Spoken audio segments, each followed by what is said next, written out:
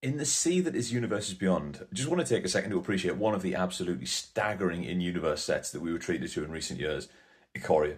Now, Ikoria had absolutely everything. It had some absolutely banging commanders that remain incredibly powerful to this day. It had two really good mechanics. One was Companion, which was obviously broken.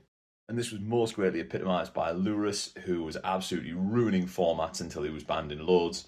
He's a lifelink E3/2. During each of your turns, you may cast one permanent spell with converted mana cost 2 or less from your graveyard.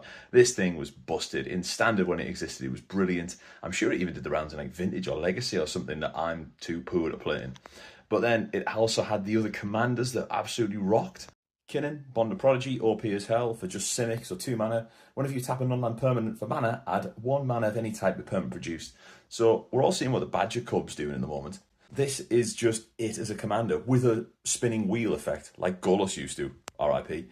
And you can just get a non-human from among them on the battlefield. So you can just go and get yourself an Eldrazi or a Phyrexian Praetor like Jin or Vorinclex out of your deck. He's cracked. Then my girl Winota, joiner of forces for 2 and a Boros. Whenever a non-human creature attacks, doesn't just have to be her. Whenever a non-human creature attacks, look at the top 6 of your library and put a human on the battlefield tapped, attacking and indestructible. The rest bottom of the library.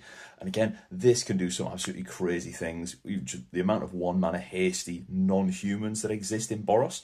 And then token generators, which means you can get 10, 20 triggers for this to get every human out of your library and swing for lethal so easily. This is another busted commander.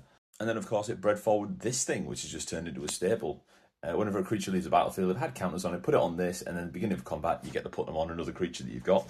So Ikoria just had loads. I haven't even talked about the mutate mechanic, which obviously didn't come from that set. I think it's one of the unsets. What's your fondest memory of this set? Because I think it was an absolute banger. And the Godzilla special guest cards.